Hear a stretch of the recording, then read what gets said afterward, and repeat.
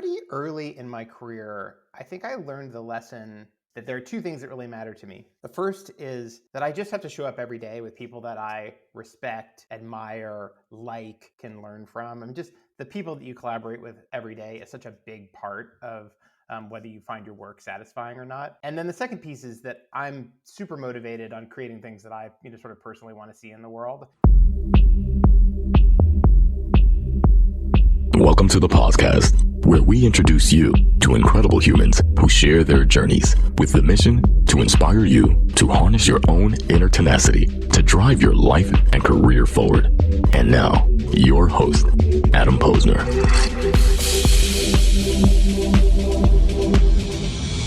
Hey, everybody. Welcome back to the podcast where I bring in the best and the brightest in the world of business, marketing, and personal growth to help you harness your inner tenacity and drive your career forward. My guest today is Tom Conrad, and his childhood heroes didn't wear capes. They signed their names inside the first Mac. Inspired by those pioneering the future of tech, teenage Tom set his eyes on a career at Apple, and not only did he achieve that dream, he helped build the key features that many of you are using today. We're going to get into that. And he went on to take a pivotal role in marketing, taking Pandora public. I mean, this guy has done it all. Excelled as a VP of product at Snapchat and continues to serve on the board of Sonos. I have an issue with Sonos, and we'll get to that at the end. So you can file that right with the customer department, service department. But I'm kidding. This guy has been there, done that, built up so many businesses. He's a wealth of information. He's now the CEO of Zero, a digital intermittent fasting coaching platform that improves metabolic health. We're going to get into it. We're going to unpack it. Tom has a great story. Tom Conrad, welcome to the podcast. Hi, Adam. So fun to be here. Well, welcome. And you've kind of been there and done that. This is kind of a curveball question. I don't think I've ever even started with this. What's to this date? What is a favorite? What is your most favorite job that you've had and why? And you can even go back to your teenage childhood days. Boy, that's such a great question. It was not on my bingo card today either. I was incredibly lucky to get to be part of the company that became Pandora, the music streaming service. We started working on that in 2004. I guess that makes it almost 20 years ago. And I spent 10 years there. Grew the company from 4 or 5 of us to well north of 1,000 employees and public company and all of that great stuff, and just endless sort of lessons and incredible run, super fun. I mean, what was it about? Was it the people, the culture, the product? Like, what was it that made it exciting? Was it the journey of the business side of it? Were you there when it got acquired by Sirius? No, I left a couple of years before Okay. the acquisition. Yeah, it's a little bit that it was such a, you sort of knock down all of the dominoes, but one, I suppose, and we can get back to that in a second. But just the incredible group of people working in a category that I was really passionate about. I was that guy in college who would, sit you down in front of a stereo and play song after song and ask you what you liked and say, oh, if you like this, you should hear this. And so, the chance to create Pandora was really in part born out of wanting to do that, not just with one person, in my dorm room, but I think in the beginning, my aspiration was probably tens or hundreds of thousands of people, but by the end, it was tens of millions a month, and pretty remarkably fun to get to do that.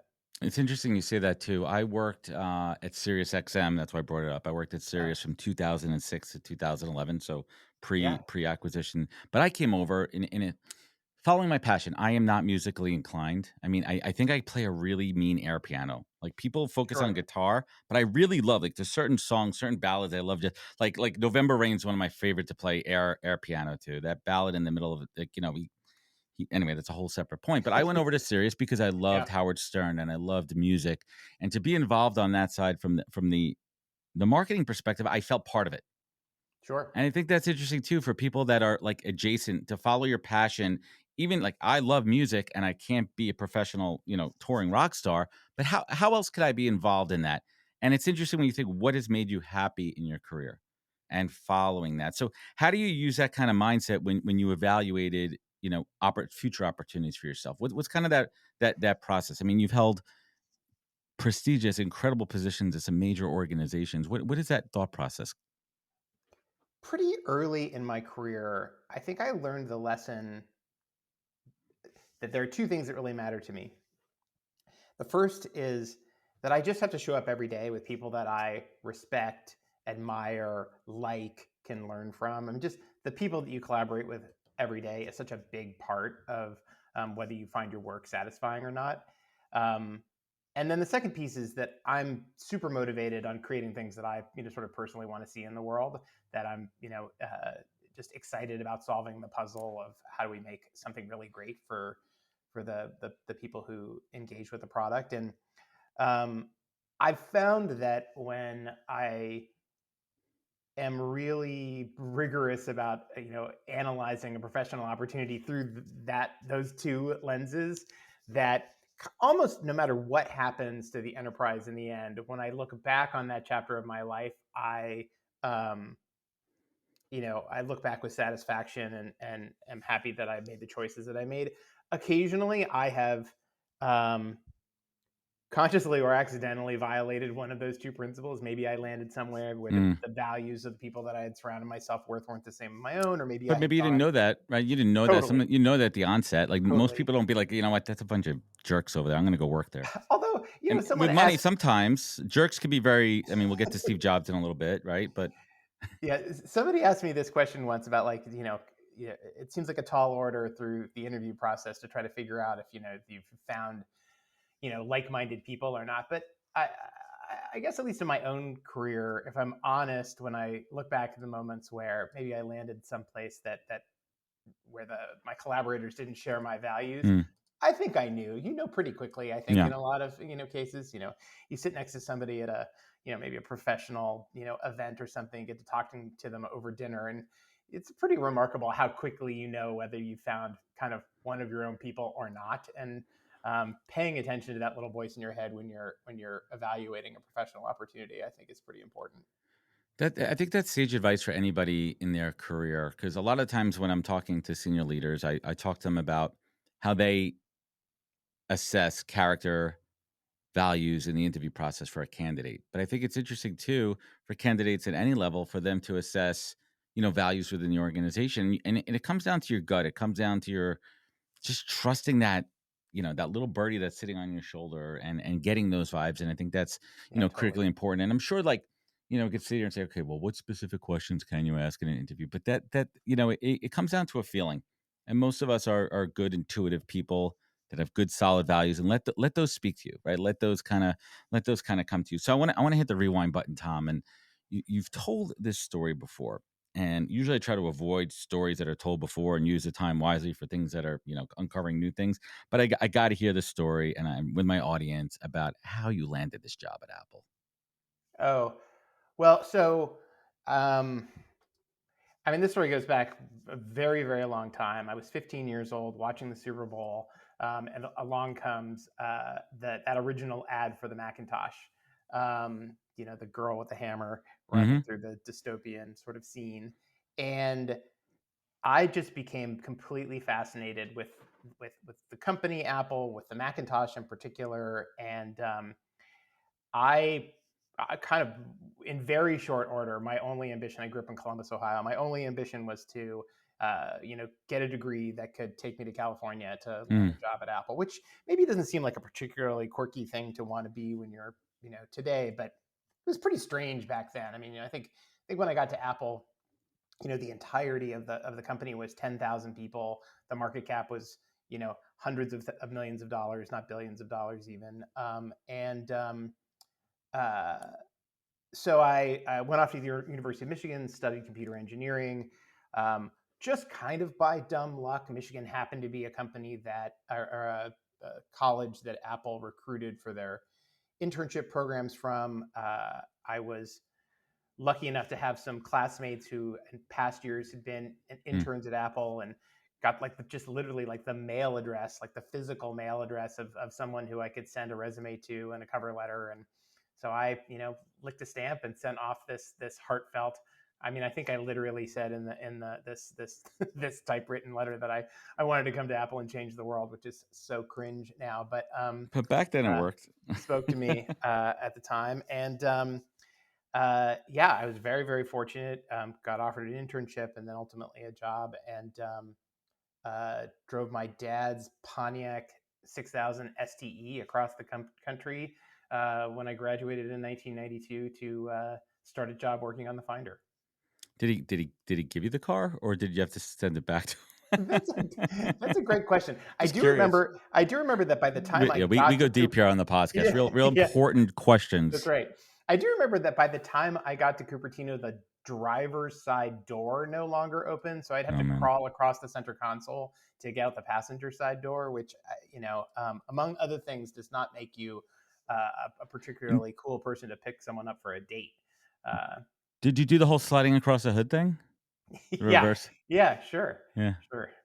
You have to just kind of jump across it. So, I mean, we're dating ourselves a little bit, and Apple wasn't the organization, it was not from a size perspective. But how did you get your feet wet within your was it a tough landing? Mm. Was it challenging to get acclimated into? I mean, at that time, I mean, listen, the culture has shifted and evolved, especially as the company has scaled tremendously since then. But back then, even there was still exposure to senior level management and leadership. Yeah, at the time, the software engineering organization that built the system software for the Mac was probably 300 or 400 people. The people that worked on the Finder, my bit of that, I think there were just 8 or 9 of us. So, it was not honestly that different Hmm. than it might feel going to a Series B Yeah. startup today, where you might land on a team of a dozen or less people inside a company of just a few hundred. That's sort of how it felt back in those days. The interesting thing about Apple actually was that there was really sort of an emphasis at that time on having a diverse set of skills. Like you were sort of, the the broader your ability to contribute at Apple in the era that I was there, the more success that you would find. So if you were a thoughtful engineer, but also had great ideas about user experience, and Mm, maybe also had valuable perspectives on product marketing, those kinds of people actually really ended up being, successful. Um, it was an interesting place, though, as a result, to be a new college grad, because mm, in my 4 years at Apple, um, incredible experience. But if I were to say that I had any critique of it, I sort of left kind of a mile wide and an inch deep with respect mm, to expertise. I wasn't particularly great at any one thing, but I had a lot of experiences across a wide breadth of areas of contribution. And it really wasn't until my second job, um, where I was leading the team of developers for a video game called You Don't Know Jack, where I really became a sort of uh, uh, capable software developer, and simply because I just wrote a ton more software in that What job than I wrote at Apple. what was the decision to leave Apple like, and how'd you make that decision? Was it a tough one?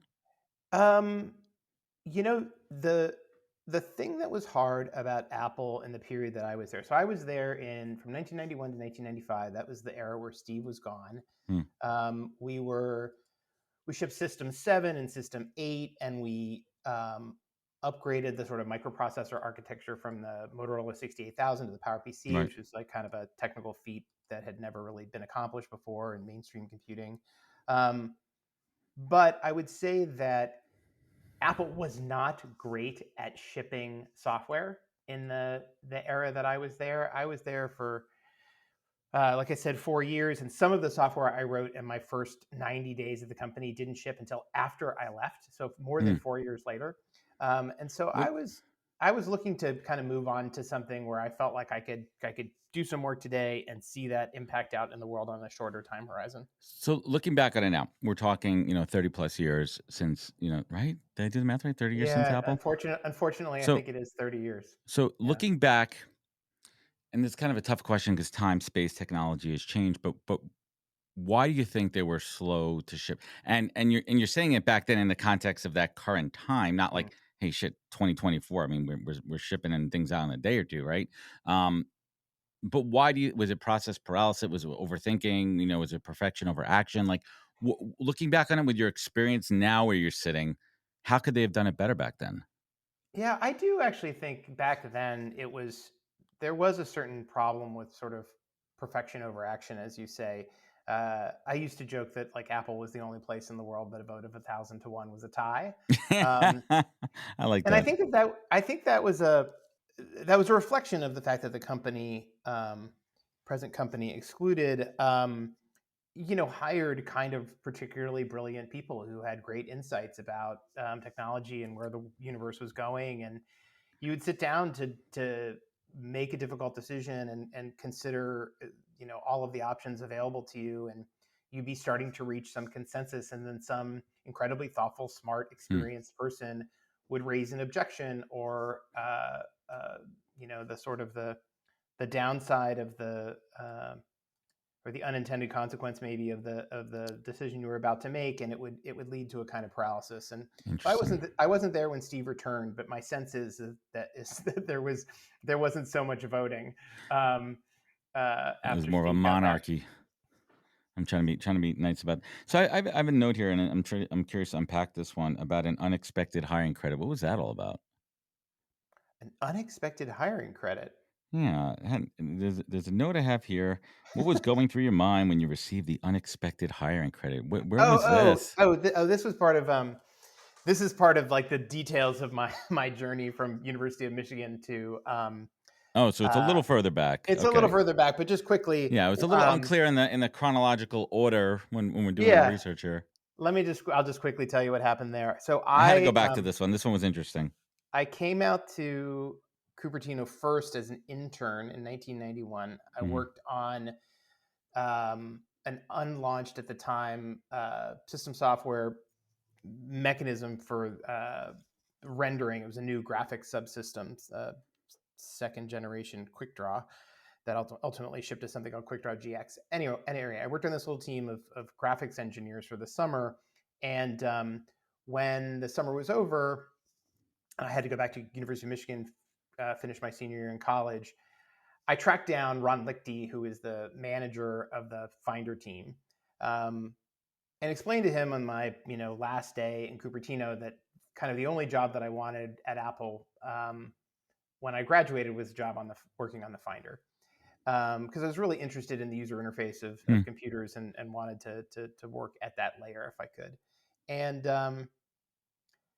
Ron and I had a nice conversation. I suspect he wondered why I hadn't come to speak to him sooner than the last day before I was leaving to go back to Ann Arbor. But I packed my things, went back to school, and I don't know, somewhere early in 1995, got a call from Ron saying, "Craziest thing has happened, but the college recruiting organization just called me and said that I have a college hire rec. Like I can hire Hmm. someone straight out of college, but I have to do it by tomorrow or I lose the rec, because it was like part of Right. last fiscal year and the fiscal year is It's on ending." the And budget. Yep. he's like, so I I can't invite you out to meet the team. We can't really interview you, but I've spoken to some of the people that you worked with last summer, and they seem to think you're a reasonable person for the job. Um, do you want to do this? And so it's crazy, but I landed this just dream job, the only job I wanted in the only company I wanted, um, just by dumb luck. And I do think that there's just a lot of that in life, right? I've been incredibly lucky in my career to sort of time after time after time. And sure, there's a Well, tiny bit of you make your own luck. I went to him, asked him about the job, but like, come on, like sometimes the well, universe just aligns. Well, it does too, but I'm a true believer in luck is preparation and opportunity, right? Like it's really that formula. Listen, there's some people that are just like holy shit, like what the like really again, right? Again, this guy or gal, right? Again, they're stepping into shit and everything they touch, but it's about hard work and it's about tenacity. And when I saw that word in your bio, that's what resonated with me. My word of power is tenacity, Mm, and I think hard work beats talent every single day. Well, skilled hard work, right? There's a caveat to sure, all that too, right? You can't sure. just be doing dumb shit and working your ass off, getting nothing accomplished. But real hard work. How do you define tenacity? Um, well, I guess I'm really lucky that you know, almost all of my interests and passions sort of align with what I've chosen for a profession.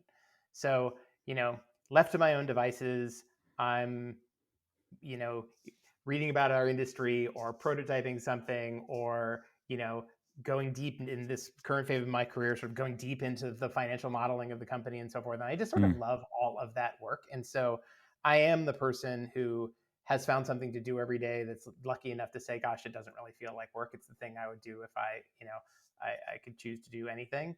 Um, Mm. and so you sort of mix that in with just a certain amount of intellectual curiosity, sort of always asking like, what's going on here, and can I understand it more deeply? And I think that that combination sort of probably papers over for any number of And other shortcomings. and it also has to do with being open to hearing new ideas and new opportunities, and not just always being, with the blinders on. And I think, and I'm a recruiter by trade. I recruit for marketing, media, tech, ed tech too. And I Mm-hmm. always tell like friends, family, even folks that I'm coaching too, even if you're happily employed and a recruiter reaches out for something that's a little bit interesting, just take the call. Just listen to the what if it's Sure. the next best thing that you weren't even thinking about? What if it's like, oh my God, that's my dream job I've been thinking about? What if you form a relationship with somebody and it leads to something two steps later? What if? Right? But like so many Yeah, people are I'll, are are, are kind of locked in that, right? I can tell you a story about that. Please. So in 2008, I had been working with the Pandora team for, I guess, about 4 years. We'd launched on the web, and the popularity there had sort of exceeded our expectations. And the iPhone came along, and we were just sort of getting going on the iPhone, which would be a massive, massive unlock for the growth of our business. But we were also involved in a massive dispute with rights holders around the royalty scheme for internet radio, and um, we were also in the middle of like the housing crisis. So like the Hmm. economy, the macroeconomic environment was terrible for startups and just all kinds of businesses. And but I love my job. But Pandora was not doing that well because of that combination of things. And I got a call from Amazon about a job leading the Kindle team. Hmm. And I was sort of intrigued by the possibility of taking, what I'd done in software for the last 10 years or so and get back to a company that was doing both hardware and software like Apple was. And so I took the call, went down and met with some of their engineers in San Jose, and um, turned out I wasn't the right guy for the job. Um, and the recruiter delivered that news kindly and then said, but But we are we're working on a strategy for music at Amazon, digital music at Amazon. And this is 2008, so they're still selling a gazillion CDs, and digital music is still sort of in its infancy. And they said, why don't you come to San Francisco and start, build up a team, a sort of tiger team to innovate in digital music for Amazon. And I I came back home and talked to my girlfriend about it and was like, I don't want to do this. I have the only job in digital music that I want. And, I don't think I want to be in San Francisco while the center of action for Amazon is up in Seattle. And she's like, you know what? Get them to give you an offer. hmm. And I'm like, boy, I don't know. I'm not going to take it. It just seems like I'm wasting their time. She's like, you should really do it. You should get them to give you an offer. So she talks me into it. I get them to give me an offer in writing. Offers pretty dramatically more Hmm. lucrative, both in the short term and potentially the long term than anything I was seeing at Pandora. And so we have Food for another thought. conversation with her, and she says, and I say, I'm done. Like I'm not. It's a lot of money, but like I have the job that I You didn't want. feel it. Yeah. I didn't feel it exactly. And she says, talk to the people at Pandora about the offer. And I'm like, I'm really close with the CEO and the board. I know that they treat me equitably. I know Hmm. that, if there was room for them to make a change to my compensation, they would have done it already. I'm not going to like go and Mm. then, you know, um, uh, have this implied threat that I'm going to leave over this. She's like, you really, what? Have a conversation with them about it. So, I again reluctantly go and sit down my next one-on-one and say, I'm not going to leave, but I I'd had this conversation with Amazon. The economy is terrible, and we're in this fight over music royalties, and it is like it's pretty eye opening the kind of compensation that's out there at these bigger companies. I know we're not in a position to pay at parity with Amazon, but I thought I'd at least talk to you. Right. Stumbling over myself to just sort of apologizing about even bringing it up. Long story short, the board made a really dramatic change in my equity position in the company as a result of that Hmm. conversation. There was one of those things is like truly life changing, like just changed the Yeah. outcome from Pandora from being sort of one thing to another for me. And so I took two lessons from that.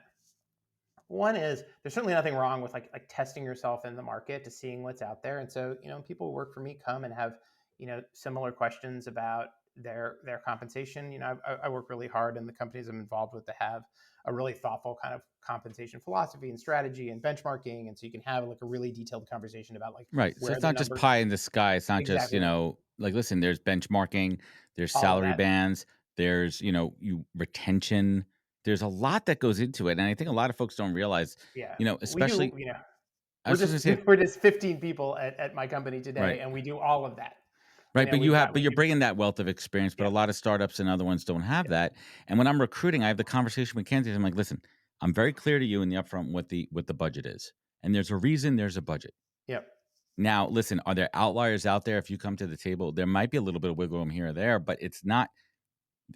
There's parameters. There has to be parameters. yeah. There's also equity. There's pay. There's pay equity across All the of those board, things. Yeah, right? And totally. I think it's hard for people to listen. Not every company can pay the same. You can't go from Yeah, a there's large that too. enterprise Of course. organization to a startup that may not be funded even a fraction of that and expect to get the same. So you have to think about all the other variables. Totally. So I think, if you're fortunate, you work for a company that has Hmm. a really thoughtful, consistent compensation philosophy, and so you can have a conversation with the person that you work for about how you fit into that strategy and where you might go over time. I think you can absolutely go out and test yourself in the market and find out like what other companies might be willing to pay you.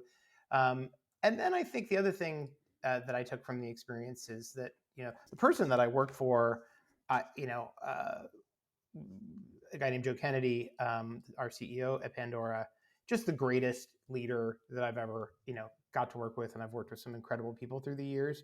And I think he really did care about me and my success, um, financial and otherwise. But at the end of the day, there's an awful lot on his plate. Right. And uh, the only person that's really looking out for you is you. And Of course. I think the other lesson I took away from that is that as long as you engage in the process constructively and respectfully, you're likely going to end up in a better spot over time And that's fair. uh, if you lean in a little bit to the topic of am I being fairly compensated? Tom, what made him a great leader? Kind of glazed over that. What made Yeah. him such So a great Joe. leader? So uh, Jim Collins, famous business book, Good to Great. He talks about different levels of leadership as you sort of progress from a new manager to a Hmm. seasoned executive, and like um, in the best of scenarios, like the journey you might go on as a leader. And he talks about level 4 leaders. He says that um, level 4 leaders are this beguiling combination of indomitable will and no ego. Um, that Mm. everything is done for the good of the company and not for the aggrandization of the aggrandization. I'm not sure that's a word, but We'll go with it. of the executive in question. And Joe was just I mean, uh, is that servant the most leadership, right? perfect aspirational kind of exemplar of that I've ever encountered. It was incredibly smart, incredibly diverse set of capabilities. Could do almost everybody around the leadership team's job better than they could do it. Um, Super leaned in, hardworking, um, uh, but uh, just met every day, completely ego free. He could do all of our jobs, but he never tried to do our jobs. Hmm. You know, uh, Whenever there was a kind of a question of, um, uh, how the company would present itself in the world. He was the first person to say who's the right person around the table to be out there as the face of this thing that we're doing. Is just one kind of example. Um, Incredible human being, just the It's best. interesting. I mean, there really is this model of servant leadership too. But going back to your career, I mean, you've had incredible trajectory and track record of success, but there had to be those failures in there. And I think the hallmark of almost every great leader is a failure, because a failure humbles you. It's the lessons learned. What has been that big failure for you?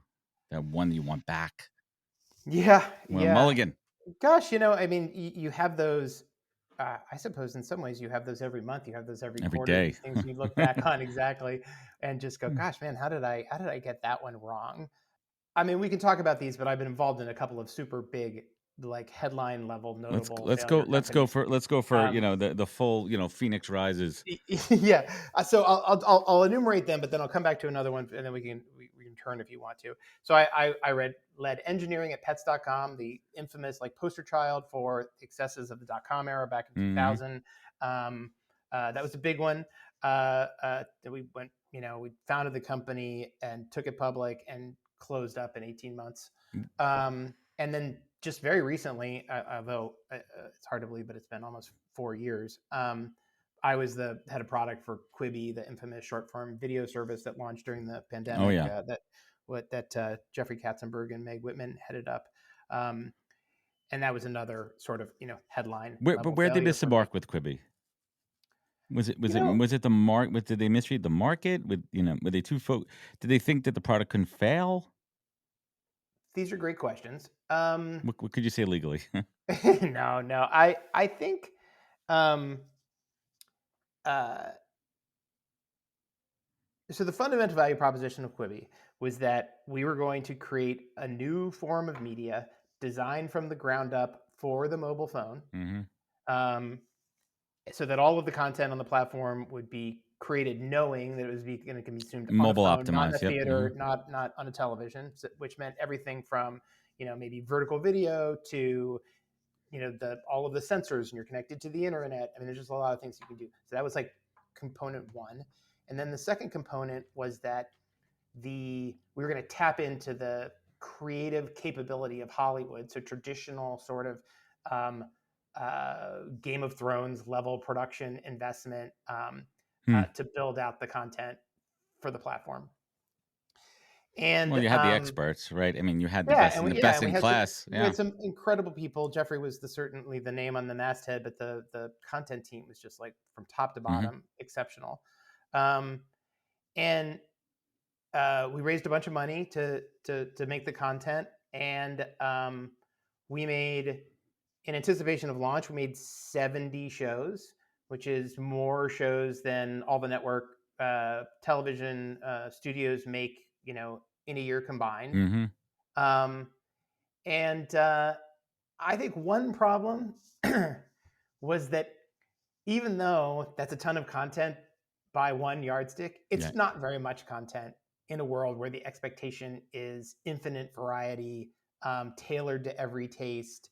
Um, and so I think to satiate the, uh, the particular desire that we have when we take our phone out of our pocket to fill those in between moments, I think we've we've become used to, thanks to first YouTube and then TikTok and now Reels, um, that we can really get to content that's very very specific to our Yeah. tastes. We've niched down and a lot. and and I think that the formula that I described, new form of media, bespoke capabilities, only present on the Quibi platform, married to the Hollywood apparatus, just meant that you were going to have to spend not $1 billion making content, but maybe tens of billions of dollars making content if you wanted to build a big enough Keep up with it, library right? to, which I think you take that and then you combine it with the fact that we launched literally on the second week of the pandemic, where everyone had gone from always on the go to not on the go at The all. timing was Um, off. our timing was not great. And then there are, of course, a whole bunch of other things that we did. Not least of which is I think we got out over our skis on sort of telling the world about how important we were Well, before we had demonstrated that to anyone. that's a key thing, and leaning at the end of that last comment there, in a broad stroke, without naming names, but like at the highest level, did these folks take accountability for their loss? Ownership? Did they take ownership and say, "Yep, we missed the mark. We fucked up." Yeah, I mean, I can't speak to every last person in the company, of Just course, but I think broadly, I think if you talk to, certainly I think we made big mistakes. On my end, I spent a lot of our time and energy before launch building out what I perceived to be sort of table stakes mhm, features, um, but uh, and probably didn't make a big enough investment in differentiating features. So there's a lot of talk about how we are going to enable this new kind of media built, purpose built for the phone from the ground up, and there just wasn't a lot of proof points of that vision in version one. We had a roadmap ahead of us that I think would have demonstrated that over time. Um, but version one, looked an awful lot like, Netflix, on your phone with a few tricks up its sleeve, um, which I don't think was enough uh, move the needle, right? to move Just the needle, and that was, that prioritization was certainly on my watch and my fault. interesting, and I think that's another great mark of great leadership is accountability, because it sets the example for the team that it's okay to, as long as you're learning and you're talking about it, and you're open. I want to talk a little bit about Snapchat for a little bit and get your perspective. I have a 12-year-old daughter, and she's on it. Well, she was not on Snapchat. We'll tell the other one, the TikTok, but it's the same, basically the same thing. Like, have we done such a disservice for creating these products that are encouraging cyber addiction and cyberbullying and addiction and these kids not getting outside? Like, have we just really shot ourselves in the foot with this one? I'm curious on your perspective, on the inside. I mean, I've had folks on the show from the more of the broader, psychological sense and all that too, but from like the product and the design perspective, like how does that sit with you? Yeah, so I went to Snapchat in 2016. Company was pre-public, Hmm. couple 100 million users, and uh, 700 employees or something. Um, and I went because I was enthusiastic about what I saw Evan and the team Hmm. doing there that other social media companies at the time weren't doing. There was a emphasis on creativity. There was an emphasis on communication. There was an emphasis on presenting sort of the authentic self, not this sort of very manicured thing that you might have done Right. on Instagram at the time. The the sort of the native ephemerality of the platform, I think, in its best use, was designed to allow you to be in the moment yourself and know that there wasn't this sort of permanent sort of um, artifact being left on the internet. Uh, and certainly, my experience of Evan and the way he led the team was that he was really passionate about all the things that I just described. Um, and you know, when we were building new features, he would always encourage an active conversation before launch about, how can this feature be misused? Hmm. How will it make people feel? How will it, how can it be used for bullying? How might it impact someone that is otherwise kind of marginalized? So That's good to hear. I saw just a lot of thoughtfulness. Uh, at the same time, you know, by the end of my stint at Snapchat, and this wasn't so much about Snapchat, it was really about the industry um, at large.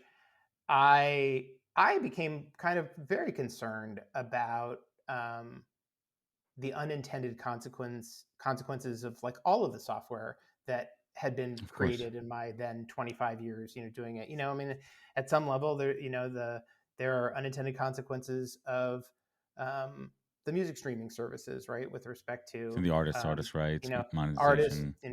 artist monetization, and even like cultural artifacts like the records, the loss of the record store. Where and where are the albums, right? Why Yes, yeah, the exactly. LPs? What happened to LPs? All of those really interesting sort of unintended consequences. And so when I left Snap in 2018, and again, this isn't a reflection on Snap in particular. It's it's part of me just reflecting on my career and the things that I had built broadly. I thought maybe I was done making software. I thought maybe I would do something um, smaller and more personal going forward. I talked about, becoming a pastry chef or learning to play the guitar or, becoming a landscape photographer. The only thing that the the list had in common, the items on the list had in common with one another, was they're all things I knew nothing about. That's But I would say, oh, maybe I'll become a landscape photographer. People are like, oh, do you like you're to like make like photos? And George I'd be like, oh no, Costanza over here. Yeah. I don't know. I don't know anything about any of these things. Um, and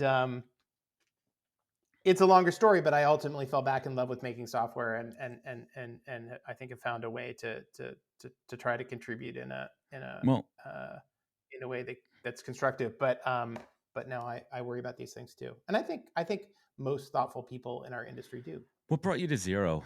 What's it all about? Intermittent. It's fun. It's interesting. Like, Yeah. I mean, I'm just talking from a consumer perspective. In my freaking Instagram feed reel, it's just intermittent fasting.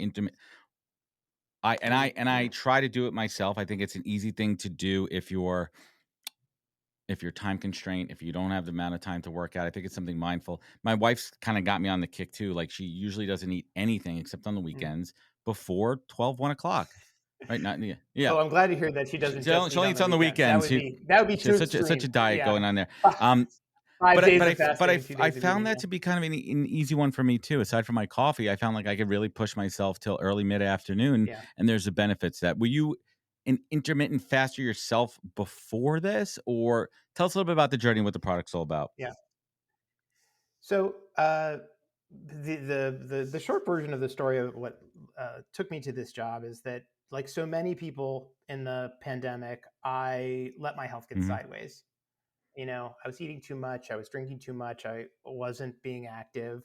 Um, I think we were all just trying to get through that period Yeah, as best as we strange could. times. Um, Strange times, and so 6 or 7 months in, for the first time in my life, uh, I wasn't concerned about my weight because of the way I looked in the mirror, um, but because of the fact I was, climbing a flight of stairs and I was out of breath when I got to the top, and uh, and so I decided to sort of address the problem by, doing two things: going kind of really deep on educating myself about Mm. metabolic health and going to a much more sort of fundamental level of sort of understanding how my body works. Um, which in the modern era means, hundreds of hours of podcasts and Yeah, YouTube enough videos Huberman and Labs. scientific papers and exactly. Um, and then a bunch of digital tools, an Aura Ring, a Peloton, Oh, all the stuff. Um, Tried a fancy concierge hmm. doctor. I think I was hoping to You're find looking for a silver that bullet, there was right? A some holy grail. Yeah. magic. Yeah, there was some magic silver bullet. Maybe a off-label prescription for rapamycin or Right. something that was going to make sure Is there an 10 years. Ozempic spray that I could just mist myself with? Is that going to work? Yeah, That'll just keep my mouth yeah, shut. exactly. Yeah. Yeah, yeah. So I was hunting for the Ozempic spray in We're almost there. 2000, and I think the the biggest takeaway Mm. from all of that effort was that, unfortunately, there is no silver bullet. Um, uh, but there are some simple habits that you can form that can really make a difference. And one of them, one among several, is an intermittent fasting practice. And so to begin to habituate a, a, a fasting practice, I was using this app Hmm. called Zero. It was built by a company started by a friend of mine, Mike Mazer, and I was in the middle of all of this. I had lost like 60 pounds. Like, the whole thing worked out quite well for me, It's a lot. and so I'm telling Mike about the success that I'm finding, and giving him feedback on the product, and just talking about entrepreneurship in general. And eventually, he confides in me that he's decided to sort of step up into the executive chair role at the company, and he's looking for someone to come in as CEO.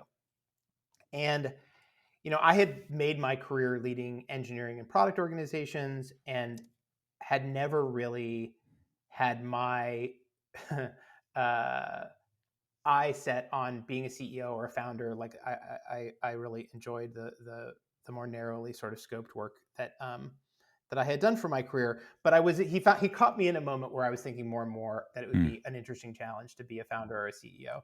And so here's this opportunity to to take over a small team working in an area that had personally impacted my life in a really positive way.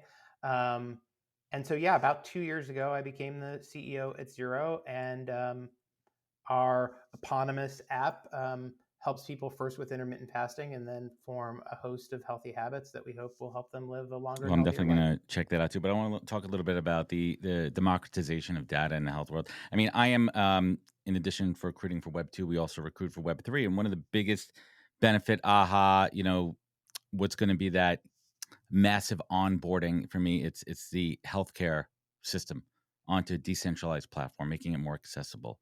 And it wasn't Mm. just about the modernization from paper to digital, but now how do we make it accessible? How do you own your own health data, right? How do you have access to it? How could you make it immutable? How could you make it where I could easily send it to any doctor? We don't have to wait days and records and everything coming through in that. What's kind of getting you excited about the technological advances when it comes to the data side of health and wellness? I mean, there's kind of two pieces as I think about this. There's the data Mm-hmm. that's your own data, which currently, gets collected by some combination of your wearable, an Apple Watch or a Fitbit or something, an Aura Ring, um, and then of course there's the data that comes off of your relationship with Right. the traditional medical system, usually in the form of lab work. Um, and with a little bit of effort, a consumer can get access to all that data. It ends up maybe in some central repository like Apple Health encrypted on your phone. But it can be very, very difficult to make Mm-hmm. sense of the data, what to do with it. And I don't know that anyone has quite cracked the code yet on how you take this really fine-grained information and filter it through a consumer Mm. lens and make it accessible for people and actionable for people. Certainly, if you go into the Apple Health app, which is you know a wealth of data, I think you'd be hard pressed to argue that they're yet at the point where they're delivering like really valuable synthesized insights. So I think there's a bunch of opportunity there. And then the other piece that's really hard, and maybe actually in some ways the place that I spend more of my time, is the one thing that you learn when you do the thing that I did during the pandemic, or certainly the thing that I've been doing the last couple of years at Zero, is that um, there's just such an incredible deluge every day of health and wellness Something. stuff. Some of it comes from the scientific sort of process. Some of it comes from wellness Mm-hmm. influencers of Dangerous. questionable Mm-hmm. repute. Um, and you know, it's certainly the case that the bar isn't follow the science, because unfortunately you can find science that supports Right. almost any. They'll Um, find the data to so back it up. exactly. So, part of what we're trying to do at Zero is to do some of that lifting for our members by working with scientists and researchers and editors that can survey um, the historical and the stuff that's being released and help people make a path through Interesting. that. I love it. Um, and then of course, in the perfect sort of um, uh, incantation of this, you bring those two things together. You bring your personal data that's coming from your wearables and from your lab work and so forth, and sort of filter it through the latest credible research and thinking, and get to something simple and personalized. And in time, that's what Well, we're it trying to sounds do at like you're Zero. really bringing it back to the beginning, following your passion with your experience, the tech that you love to do, and following your purpose there. But what's keeping you up at night with this company these days? What is keeping me up at night? Well, any young company is just it's a every day it's sort of hand to Mm-hmm. hand combat on you know uh, on just 16 different dimensions. So it's like delivering the new version of your product and analyzing how your audience reacts to it, and uh, trying to just fight that good fight. And a lot of days it's you have a lot of headwinds, and then occasionally you get the wind at your back, and it's um, I feel it, Yeah, man. the truth is I sleep pretty well, but I'd be the last person to tell you that Let me that tell you it's easy. one of the greatest, most simple inventions that has changed my sleep and my wife's quality of sleep. Because if I had a drink or two, or if I have a little bit of a cold or allergies, I'm going to snore. It's something that happens with Sure. me. These nasal breathe right strips are game changers at night. It opens up your Interesting. airways. I sleep better. She sleeps better than, and it's you get a pack of 50 of them for like $5, and it's such a simple. And the first night I wore them, I was like, "This is a little bit Love that. uncomfortable," but now I wear them maybe 3 or 4 nights a week, and it sometimes Huh, it's not always cool. the high tech. Sometimes it's the low tech. Problem, Yep. people having Yep. difficulty breathing. Solution, metal with adhesive to and that's Yeah. it. It's simple. So let's bring it home here. Tom, this has been a fantastic conversation. I love to ask my guests the last two questions because for me that's the master class, right? It's how do the last 380 people over 5 years have answered this question differently, and it's created this incredible collective of answers. So Tom, what is that greatest piece of advice that you've ever received that you take action on daily? The actionable advice, not the Gandhi, pie in the sky, golden rule kind of stuff, but what is it? What is that daily mantra? I mean, I really do. It comes back to the example set by Joe Kennedy for me and our decade of collaboration together at Pandora. Um, I I try to show up every day and uh, do the work, lean in, fix the screen door Mm-hmm. when it's broken, without anybody asking. Greet every challenge with intellectual curiosity and hard work. Um, I fail as much as I succeed at that, but that's my goal. And then the other piece, and this is really really hard, but to do it with Mm. humility, and to know that it's not about you, it's about your team, it's about the people that use your product, and that if you focus on all of that, the rest will work out I just fine dig it. for I you. dig it. And Tom, last but not least, you look back on your life and you look at those challenging times when you really had to dig deep and harness that inner tenacity to pull you up and forward.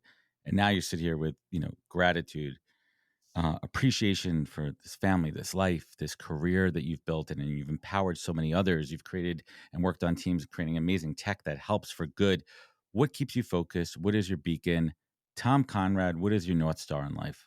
Well, I couldn't possibly have any other answer at this moment in my life. I have a 4-month-old daughter, who is my first, and it's just a completely Oh, yeah. rewritten all of my priorities and all of my thoughts. So incredibly privileged to be a father after all these years. Isn't it? And first of all, congratulations on that, right? And I always say I have two kids. I have a 12-year-old and a 6-year-old. My company's named after my daughter right here. That's my North Star plus son, if I could add his name there. But I always say this too. It's like that second that child comes into your life, that's the second when something else is more important than your own life. When you are not the most important That's person right. in this Yeah, world. sure. Yeah, And I mean, because yeah, that's how I felt. Like up until that second, I was the most important person in the world, and now I know who I'm doing this for, and why we're doing it. Right? yeah. I have tremendous empathy for all the people who decide to not have children. I was one of those people for most of, well, for Mm. all of my life, but the last year or so. Um, and so setting aside the incredible life that you can have and not be a parent. It is also true that all of the They're all true. cliches are true. Like it's remarkable. And so it is an instant reset of priorities I among love it. many Well, others. congrats on that, Tom. I want to thank you so much for Thank you. joining us here on the podcast. It's been quite the insightful almost hour. You can find out more about Zero at zerolongevity.com, and we'll link it up in the show notes. You can connect with Tom on LinkedIn. I'm still waiting for him to accept my connection request. We'll get there in a second. We'll see, Adam, but it's Hopefully, looking hopefully good. we've It's looking established good. rapport here before we get to that. But I want to thank you. I want to thank you so much for joining us, and everyone out there. If this show resonated, leave a review rating. It goes a long way. Hit me up. I want to chat with you guys. Adam at nhptalentgroup.com. Just don't spam me, or I will get you back in ways that you have no idea was coming. I get people back when they spam me in a business perspective. I just don't like it. But in all seriousness, folks, you know how to find out more at thepodcast.com. We appreciate you listening. Remember, be good to yourself, be better to others, and catch us next week for another great episode of the podcast. Take care, everybody. Hey, everybody. I want to talk about a product and platform that I absolutely love, and our latest sponsor, Interseller, the prospecting and outreach platform of choice for recruiters and sellers. Whether you're doubling down on business development or recruiting talent, Interstellar does all the heavy lifting of finding contact data, automating the email and follow-up process, and syncs all that rich data into 20 plus CRM and ATS platforms. Reach out now and get going on a 2-week free trial and let them know you heard about it from Adam on the podcast today. Check out the link on the website. Appreciate it.